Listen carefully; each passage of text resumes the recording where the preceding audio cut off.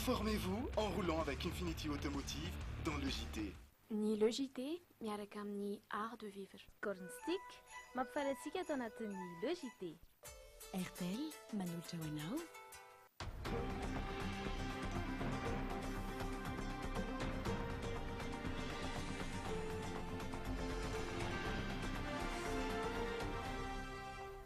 Falatrany zahay mifanena aminao eto amin'ny le JT atao anatin'ny fampalalam-baovao eto amin'ny Dreamina amin'izao asabotsy fa 4 ny volana novambra izao atombotsika avy hatrany eo amin'ny vaovao miaraka amin'ny Jerry Edouard izany hoe ny fait divers.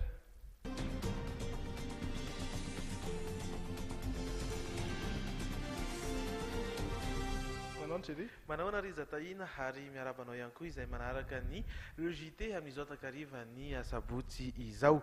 Ny famaly ireto olona roa mianaka izay ny fampitondra toy ny ray aman-dreny sy ny zanaka omaly ariva tokony ho tamin'ny enora teo.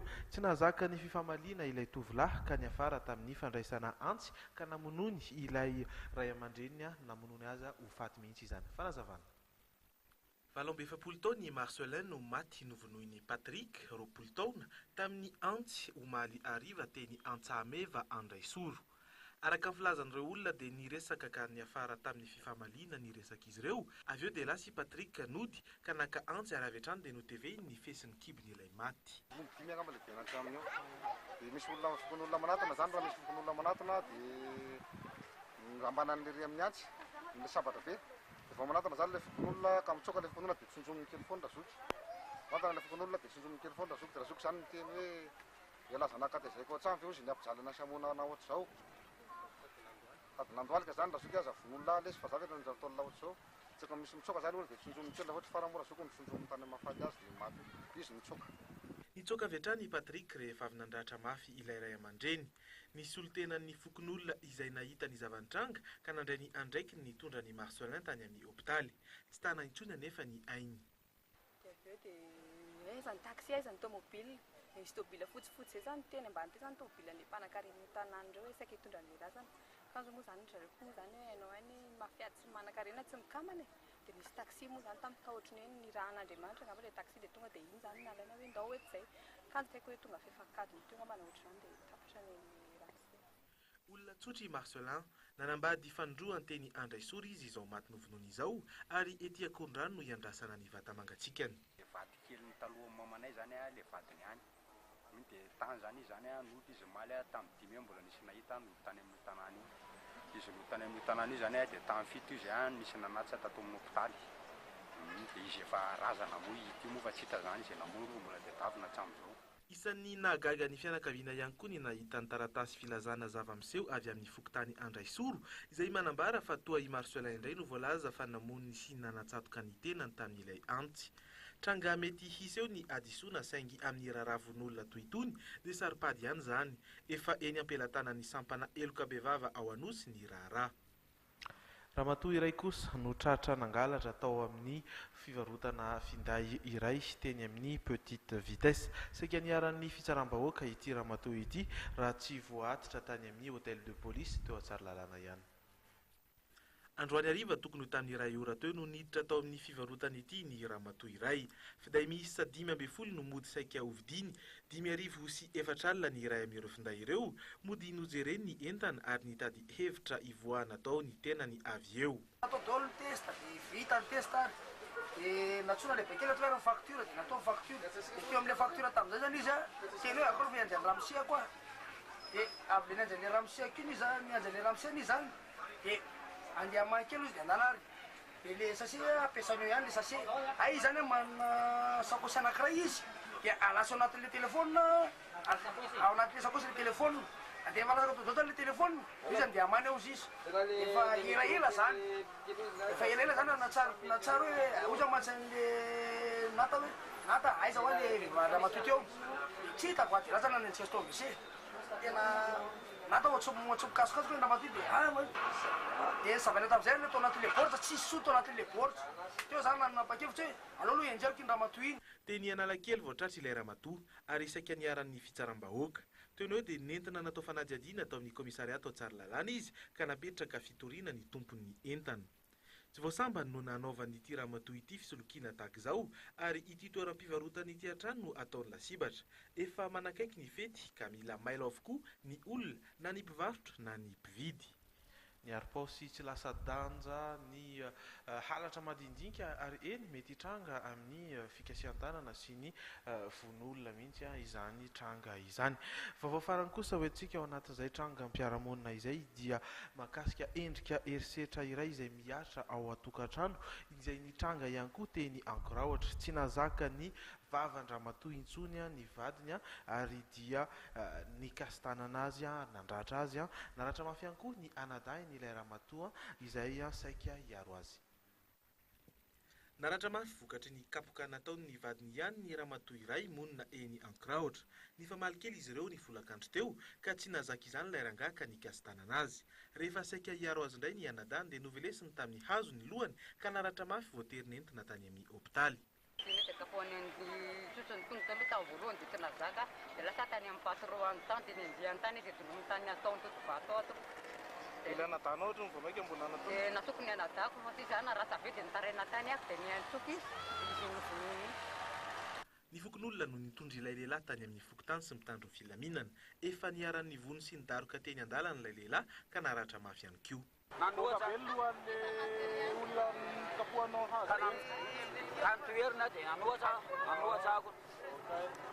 Voasazon'ny lalàna ny karazana fanitsahan-jo rehetra toy ny fandrahonana, vono sy ratra ninina, efa eny ampelantanan'ny tompon'andraikitra ihany koa ny raharaha ankehitriny. Mbola misy vaovao mahakasika an'izay hoe vehivavy izay vonoiny ny vadiny izay hoentiny faranosoavana ao anatin'ny vaovao sosialy ankoatr'ireo vaovao izay mifandraika amin'ny vaninandro amin'izao fotoana izao manakaiky fety. Andeha ampandrosoantsika ary faranosoavana.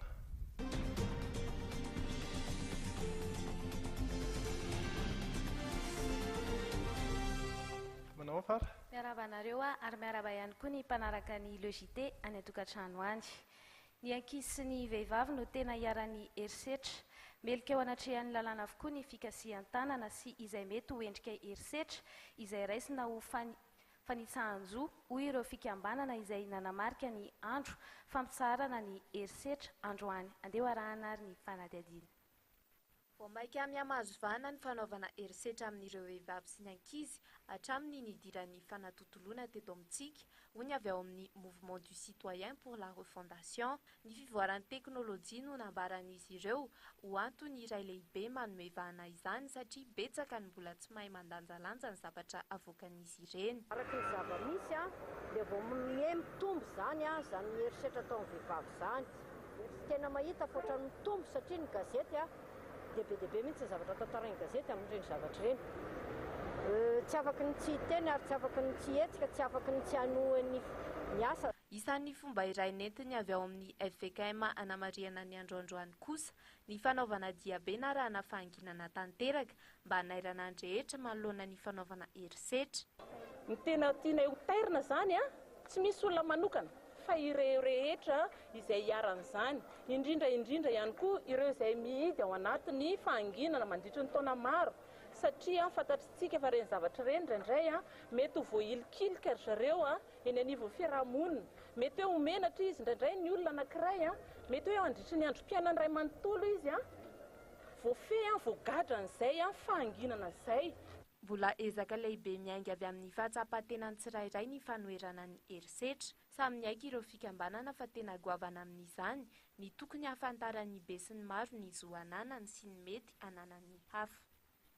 Ary dia lafim-baovao afa-kosa indray, tsara ny kalitaon'ny letshina ondrana nankany Eropa tamin'ny ity taona ity raha oharina tamin'ny taona hafa araka ny tatitra navoakan'ny ministeran'ny varotra. Sy tahaka izay kosa nefa ny kalitaon'ny vokatra miakatra eto an-drenivohitra toy ny eny amin'ny tsena Nanosy. Andeha arahantsika ary ny fanampanazavana. Isan'ny vokatra mitondra vola vahiny betsaka ho an'i Madagasikara ny letshi. Ny letshi malagasy mantsy dia isan'ny tsara indrindra ary ny fahafahany mandrakotra ny tsena mialohan'ny krismasy no tena tombony raha oharina amin'ny letshi avy amin'ny firenena hafa izay manondrana izany koa. Tamin'ny 12 Novambra no nisokatra ny kampany letshi, izany hoe izay vao azo tohazana ny vokatra raha hohanin'ny kolekteur tsotra. Nanondrana izany tany Eropa i Madagasikara. Raha ny vokatra miakatra eto an-drenivohitra kosa nefa toy ny eny amin'ny tsena Nanosy dia hita ho tsy dia tsara kalitao loatra. valarivo sy 7 eo no kesika iray. Amidin'ireto paka ambongadin'ireto 10 hatramin'ny 900 ny kilao eny. 7 dia 7. Kesika lôdisia moa amin'izao dia 7 rehefa izao lôdisia anay misôfo be amin'izao be mifaty ato. Tara be mifatongavany aty. Be ny potony mahitsy tsony dia le ataon'ny olona ampany dia izao mahatonga anazy misôfo ohatr'izao. Misy koa ny sasany mando be avaniny nangalany anazy. Raha eny amin'ny tsena hafa kosa manodidina ny 900 hatramin'ny 2 eo ny amarotany azy. 6 000 izao ny kilao ivarotanay anazy Analakely. 8 000. Araka ny tatitra avy amin'ny ministeran'ny varotra, tsara ny kalitaon'ny letisia naondrana tamin'ity taona ity, efa hita miezaka ireo mpandrarà amin'ity sehatra ity. Fa efa mivolonandro sahady kosa ny fetin'ny Noely sy ny faran'ny taona amin'izao. Tsy dia rototra amin'ny fanomanana sy ny fiantsenana maro isan-karazany anefa ny ankamaroan'ny olona entina hiatrehana izany fety izany. Tsy maharisika firin'ny olona sasany anomakomana amin'izao iray volana mialohan'ny fetin'ny Noely sy ny faran'ny taona izao. Hita taratra izany amin'ny alalan'ny fahavitsin'ny mividy entana toy ny akanjo sy ny kiraro eny an-tsena eny. Na ireo mpivarotra aza mitaraina fa tsy mandeha ny entana. Tena tsisy ohatry ny tsisy atenaina aloha fa tena ny fiainana miasarotra ihany. Izao ary ny entana lafo parivan'ny andro maly tontoloko inona ny mpivarotra dia avy maketana io zao. Fa rehefa hiatrika fety lehibe toy ny fetin'ny Noely sy ny faran'ny taona toy izao ihany koa ny olona dia efa somebiseby manantona mpanjaitra. Efa manomboka miatonga ny olona mpanao komandy, ora matoa Julie Rakotomanana, saingy tsy dia betsaka na izany aza. Izao fotoana izao aloha dia efa misy manomboka mikomandy. Na ohatra raha tsy dia hoe amin'ny krismasy fa momba ny mariazy indrindra. Misy ihany koa anefa mpanjifa ny akanjo efa vita zaitra na ny tofe. Na dia eo aza ny tsenan'ny sinoa, mbola be mpanantona ihany ny mpanjaitra mba ahazona ny refy izay mety sy tiana na ilay antsoina hoe sur mesure. Ankoatra ny akanjo dia mampiavaka ireo fety ireo ihany koa ny haingon-trano. Ireo koa dia maharisika ny olona ny miantsena azy. Izay aloha mba mividividy haingon-trano mba malifaliana an'ilay ankizy. Fotoana fanararaotana hitadiavam-bola ho an'ny vahoaka majinika ihany koa ny vanim-potoanan'ny Noely sy ny faran'ny taona. Teraka indray ny asa tselika sy ny vadinasa etsy sy eroa. Ray volana androany 4 Novambra tokoa ny 4 Desambra ary anisan'ny hoe faly ao anatin'izay fetin'ny krismasy izay ny ankizy kely. Misy ny vaovao mahakasika an'izay Jerry? Vaovao mahakasika izay dia ny fialamboly ny ankizy mandra-piandrana izay fety ny krismasy izay satria dia 9 ka hatramin'ny 2 alina farafakely ny vola tsy maintsy homanina rehefa andeha ho an'ny irony parc d'attraction irony toerana izay ahitana karazana fialamboly sy kilalao marobe. Vao maraina dia efa mikatroka avokoa ireo mpiasa rehetra eto amin'ny zaridaina Maremasay, manabotsy ireo chateau gonflable, manadio sy mikirakira ireo taux tamponneuse sy ny lamasinina kely ary ny manège izay ampialavoly ny ankizy. Efa tonga tety ihany koa i Muriel sy ny dadabeany miandry ny fisokafana. Matetika izay tian'ny ankizy kely. Ia zao mahafinaritra azy zao ilay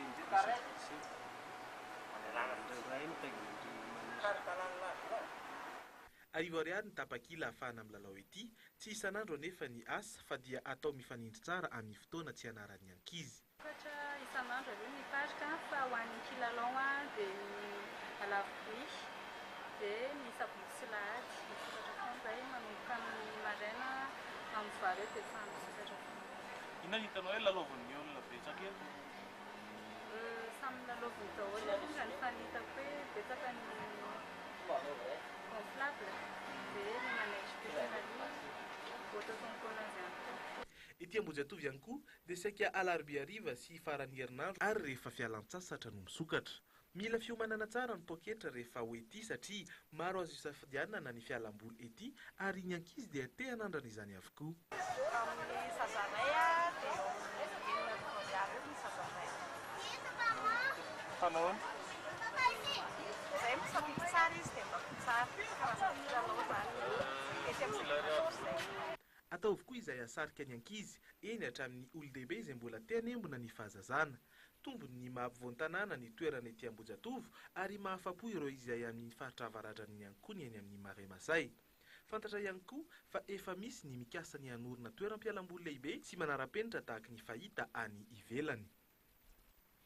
ao anatin'ireny fotoanany fety ireny ihany koa dia zavatra iray izay tena miasa dia ny finday ifandefasana hafatra sy firarian-tsoa. Misy ihany koa ny vaovao mahakasika an'izay tamanjotra izay fara. Misy indray ny lalao lehibe izay karakarain'ny orinasa Airtel ao anatin'izao fankalazana ny fetin'ny faran'ny taona izao. Lalao izay mety azona loka maro samihafa, mitentina zato tapitrisa ariary ny loka mety ho azo amin'izany. Voalaza fa isan'ny orinasa mpifandraisana goavana maneran-tany ny Airtel. Laharana fahadimy eran'izao tontolo izao no misy azy ary manana mpanjifa hatrany amin'ny 200 tapitrisa izy amin'izany. Ao anatin'ny fanomanana ny fiatrehana ny fetin'ny Noely sy ny faran'ny taona ny orinasa amin'izao fotoana, misy ny kilalao izay karakarainy amin'izany. Nisalotra ny lohahevitra hoe Airtel safidy mpandreso io lalao io, izay efa nanomboka ny 15 novambra teo ary ho faranana ny 15 janoary 2024. Tsotra be ilay izy satria mampiasa ny findainao Airtel fotsiny na amin'ny alalan'ny antso, SMS, internet na mampiasa Airtel Money dia fa tafiditra ao anatin'ny hosariana. Afaka jerenao amin'ny alalan'ny étoile 141 dièse ny objectif isan'andro tokony hotratrarinao dia arakarak'izay hatrany. Loka mitentina 100 tapitrisa ariary no zaraina mandritry ny lalao. Ao ny tablette, ny scooter, ny vola Airtel Money ary ny fiarakodia vaovao iray. Manerana ny nosy ny anaparitahana ny lalao ary atao toy izany ihany koa ny fisarihany. Arakaraky ny fitombon'ny fandaniana atao isan'andro no mampitombo ny vitana ny laharana finday hosarihany araky ny fanampanazavana avy amin'ny tompon'andraikitra.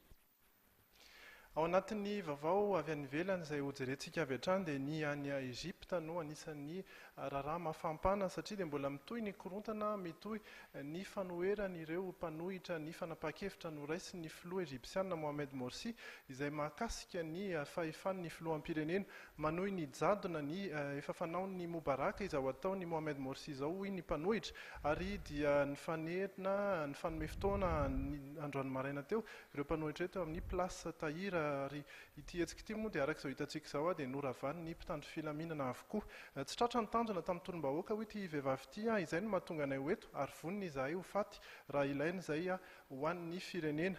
Fanamafisana ny fahefan'ny filoham-pirenena sy ny fisakanana ny fitsarana any an-toerana mba handinika izay dekret navoaka izay no tena tsiny omeny reto mpanohitra ireto. Ity tovolahy ity kosa dia mangataka zavatra telo satria araky ny nolazainy dia avy ao amin'ny ministeran'ny artany no misy ny olana tokony ametra-pialana koa ny prime ministre ary tokony horavana ny komisiona izay nanamboatra ny lalam-pandrenana satria io lalam-pandrenana io izany no atahoran'izy ireo fa manamafy ny hery ny fahefan'ny filoham-pirenena. Ny filoha Mohamed Morsi kosa moa dia efa namaly ary dia ny valiteny dia ny hoe esorina aminy ireo fahefana ireo rehefa tafapetraka soamantsara ilay lalam-pandrenana vaovao izay hitondrana ny firenena Egyptiana. Ny mpanohitra dia tsy manaiky an'izay fa milaza fa mbola hoely izany ary mbola tsy azo inona ny tena atanteraka an'izay fialan'ny fahefan'izay tokoa rehefa tonga ilay fotoana ametrahana ny lalam-pandrenana.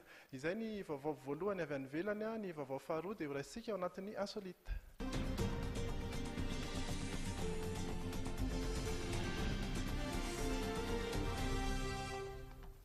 Mahakasika kely ny fanatanjahanteny ity insolitetsika ity mahakasika ihany koa an'ireo hoe mpankafy bisikileta angamba sy mpankafy moto indrindra eo amin'ny sary no tena mahafinaritra amin'izy ity satria raha ny fampiasa dia somary atao hoe tsy dia misy mekanika loatra. Ankizy kely roa hatramin'ny 5 taona no mifaninana ao anatin'ity fifaninanana lehibe antsoina hoe stride bike ity ary dia fifaninanana eran-tany mihitsy izy ity satria dia firenena maromaro no mandefa ny zanany mandefa ankizy kely hifaninana amin'izy ity.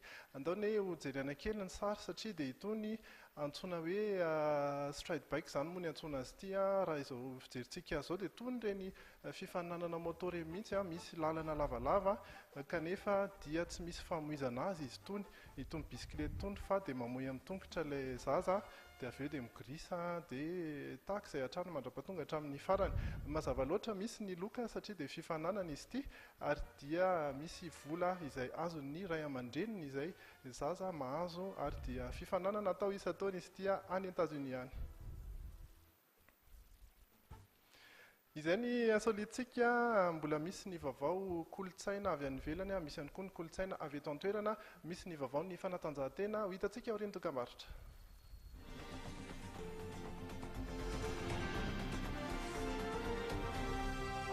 Restaurateur et professionnel de l'hôtellerie. Art de Vivre vous propose toute une série de vaisselles et de couverts sobres et chics pour une présentation élégante de vos tables. Offrez à vos chefs la sélection très raffinée d'ustensiles de cuisine en inox. Chauffe-plat, coutellerie, thermos. Faites de votre restauration une référence en art de la table. Art de Vivre, le prestige de vos tables. Art de Vivre, route d'Anjouj.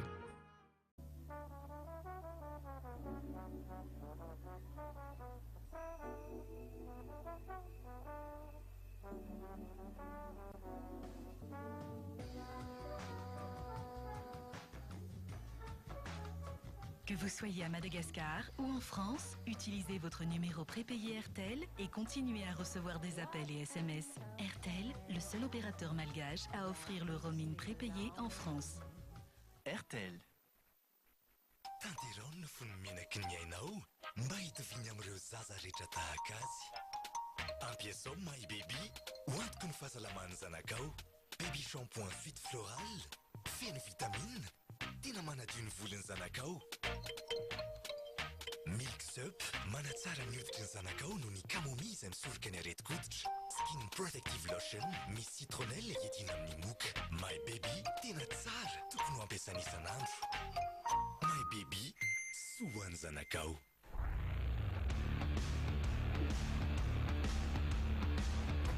raha mitady fiara occasion sady tsara kalitao no tsara kodakody ianao andreo miara-miasa amin'ny matianina azonao tany manafatra fiara avy any ivelany amin'ny Infinity Automotive. Misy fiara maro be azonao isafidianana arak'izay tianao na araky ny fahita-mividinao. Raha malinanao zany tolotra izany dia tsy dio ary ny www.mada-infinity.com. Safidio ary fandriodeny izao ary ny fiara mety aminao. Fividianana fiara amin'ny fomba vaovao na ianao afa-po na miverina ny volanao.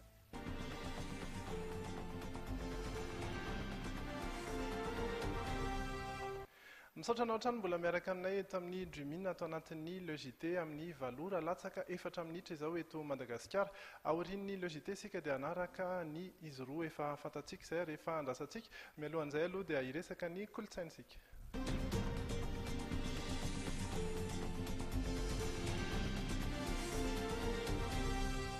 Manao ny tahiry. Miaraba anareo sy miaraba ny mpijery any an-tokantrano. Isan'ireo fampiratiana azo tsidiny mandrapatonga ny volana desambra izao ny avosehon'ireo mpanao sary hosodoko izay atao ao amin'ny Café de la Gare Analakely iarahana amin'ny Raparivo RR sy ireo namany mpanao sary hosodoko ihany koa mazava ho azy. Tsy manao asa ivelan'ny fanaovana sary hosodoko ireto mpanao sary ireto saingy kosa misy iray milaza fa mahavelona sy hitoviny amin'ny olon-drehetra izany fanaovana sary izany. Izao indray vao nisy hetsika goavana ny karakarain'ny fikambanan'ireo mpanao sary hosodoko taorian'ny taona 2014. Anairana sy amoazana indray sain'ny olona mikasika ny sary vita tanana no anisan'ny tena antony ny fampiratiana. Sao zay mieritreritra hoe ho averina le fiarahan'ny artista ireo dia mieritreritra ny zavatra fanapa-kevitra voalohany dia hoe aleo aloha le malaza aloha no apetraka hitarika izay namany aoriana. 7 nisan'ireto sary ampiratiana eto amin'ny Café de la Gare ireto. Mpanao sary fotsiny ary tsy manao asa ankoatra ny fanaovana sary hosodoko no nanambatra ny talentany. Anisan'ireo ny asa tanan'ny RR Raparivo, Georges Rakotomanana, Léon Fulgence. Klasiko anankiroa le olona liana. Ny anankiray le resaka hoe ao anatin'ny mondanité zany ilay hoe manan-karena ilay olona dia ny mampalaza ny olona anankiray ozy izy dia hoe manana ny tableau an-dranona na dia tsy ao anatin'ny gony akory ary le hosodoko. Ary misy indray le olona anankiray izay klasiko hoe tena ao anatiny ilay sady manana an'ilay niveau culturel izy no sady tia tokoa an'ilay sary. Ny olona rehetra hoy ihany Georges dia samy mpanao sary avokoa saingy ny famoahana izany no samihafa. Miankina amin'izay fahaizana mamoaka ny aingam-panahy izay no ahafahana misintona ny mpanjifa. Samy karazana hosodoko figurative klasika no mamaritra ny avosehon'ireo mpanao sary hosodoko izay sokatra omaly ary tsy farana raha tsy amin'ny faharoa ny volana desambra. Izay ny mahakasika ny sary hosodoko fa androany kosa no natokany FMTM ho andro natao ho an'ny teatra ho an'ny eto Antananarivo fanomboana ny fampitiavana indray izay teatra malagasy izay no natao androany saingy nampananteny izy ireo fa isy ireo hetsika maro samihafa atao manomboka amin'ny heritaona dia manomboka ny volan'ny fankalazana ny teatra ny volana martsa. Enina avy ao amin'ny fikambanan'ny mpanao teatra malagasy FMTM no nampahatsiahy indray ny atao hoe teatra malagasy nandritra ny fankalazana ny andron'ny teatra izay natao teto amin'ny CMD Lac. Samy niezaka namerina ny sanganasany avy izy ireo ka tamin'izany no nanaovany ny sompo teatra sy ireo hira tsy fanao raha tsy amin'ny teatra ihany. Ianao solindray aman-dreny, solon-kiarana, atao traky filafinana, ka ny saritiavina atao landivoana, malaray fonosana atao roafary, ary sarotra entina tahaka ny hao, efa noako izao manavanaikitra ihany. Raha hitarao ny tanora mibetsaka anatin'ilay izy dia fisarenan'ireo tanora betsaka ireo ankafy indray ilay teatra malagasy satria efa roa taona tsy nietsika intsony tsy nisy teatra malagasy intsony. Ankoatr'ireo dia nisokatra ho an'ny rehetra ihany koa ny fampiratian'ireo sary nanamarika ny tantaran'ny teatra malagasy izay nahitana ny foronan'ireo troupy tsirairay avy. Santatra ambavarano ny androany hoy avy ao amin'ny FMTM satria tsy hijanona izy ireo ny ity sy ampity hatrany ny teatra malagasy. Vaovao farany eo amin'izay kolontsaina izay dia vaovao avy any ivelany ary mahakasika ilay horonan-tsary sy tantara mitohy dalasy ho antsika izay teraka taorian'ny taona 90 dia mety tsy mahafantatra mihitsy an'ity dalasy ity izay teraka teo alohan'izay kosa dia tataka izao ny fampatsiahivana ny sary tamin'izany fotoan'izany ity izao no atao hoe sary famantarana ny dalasy. Ny vaovao mahakasika an'izy io dia Nodimandry Hilary Agmanina izay mpilalao an'ny JR izay ilay atao hoe olona ratsy toetra indrindra tao anatin'ity tantara ity. Raika amin'ny 20 taona izy izao maty Omaliala izao ary ny mahavariana dia hôpitaly iray tao Dalasy no nahafaty azy sy cancer no aretina nahazo azy ary efa elaela ihany no nikika azy ity aretina ity. Izy moa izany dia tena eo amin'ny hoe Dalasy io no nahafantarana azy satria na dia niezaka azy izy nanao horonan-tsary hafa dia iny ihany no atsiarovan'ny olona rehetra azy hatramin'izao nahafaty azy izao. Izy koa moa dia fantatra amin'ilay hoe vadiny Soelena tamin'izany fotoana izany. Izay ny vaovaon'ny kolontsaina hoentintsika miampita eo amin'ny fanatanjahantena.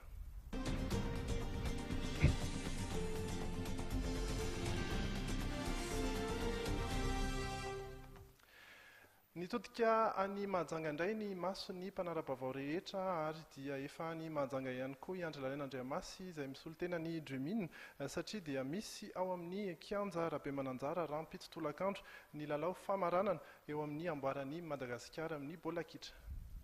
Aisa dia Manalamanga sa Terrible de la Côte Ouest Boeny no hibatany amboaran'ny Madagasikara amin'ity taona ity. Rampitso Tolakandro any amin'ny kianja Rabemananjara Mahajanga no ahavaly io fanontaniana io. Adiny samy ekipa vaventy ireo ka sarotra ny aminavina izay voako mpandresy. Na izany aza dia maro no mihevitra sy mametraka ny ekipa ny Serana-Piaramanidina no favori amin'ity lalao famaranana ity.